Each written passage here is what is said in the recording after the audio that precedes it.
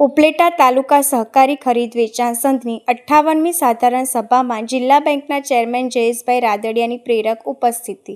ઉપલેટા તાલુકા ખરીદ વેચાણ સંઘની 58મી સાધારણ સભા લેવા પટેલ સમાજ ખાતે સવારે 10 વાગે મળેલ હતી, જેમાં શહેર અને તાલુકાના આગેવાનો, સહકારી મંડળીના પ્રમુખો વગેરે મોટી સંખ્યામાં ઉપસ્થિત રહ્યા હતા.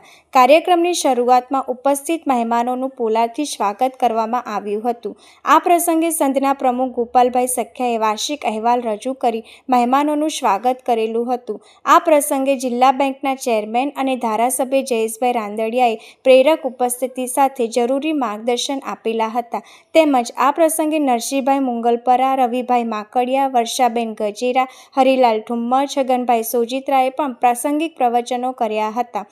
આ પ્રસંગે ધારાસભ્ય જયેશભાઈ રાંદડિયા, પૂર્વ ધારાસભ્ય છગનભાઈ સોજિત્રા, જિલ્લા ભાજપના રવિભાઈ માકડિયા, જયેશભાઈ ત્રિવેદી, નરસિંહભાઈ મુંગલપરા, નગરપાલિકાના પ્રમુખ વર્ષાબેન ગજેરા, યાર્ડના ચેરમેન, શહેર ભાજપ પ્રમુખ દીપકભાઈ, યુવા સંઘના પ્રમુખ ગોપાલભાઈ સખ્યા, ઉપપ્રમુખ ભૂરાભાઈ ભૂપાડા, તાલુકા પંચાયત પ્રમુખ Ravibhai Virda, Dayalal Gajera, Dalpatbhai Makadiya, manager Deepakbhai Thesiya, school board chairman Nikulbhai Chandravadiya, Kiritbhai Padariya સહિતના આગેવાનો, ખેડૂતો હાજર રહ્યા હતા.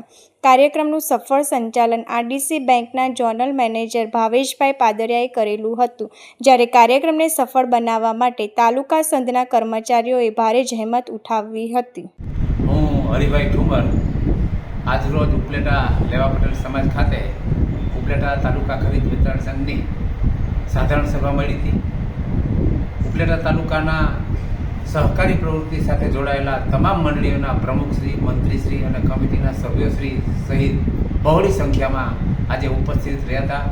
અને ખાસ કરીને જેમના નામથી રાજકોટ જિલ્લાનું સહકારી માળખું ચાલે છે એવા જયેશભાઈ રાદડિયા ખાસ ઉપસ્થિત રહ્યા હતા.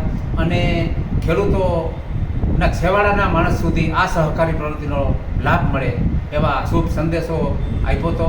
અને આજની સાધારણ સભામાં ઉપલેટા તાલુકા ખરીદ વેચાણ સંઘે 9 લાખ જેવો માતબાર નફો કરી અને 15% જેવું ડિવિડન્ડ જાહેર કર્યું છે. ત્યારે ગોપાલભાઈ સખિયા અને એની સમગ્ર ટીમને હું ખૂબ ખૂબ અભિનંદન આપું છું. જય સહકાર.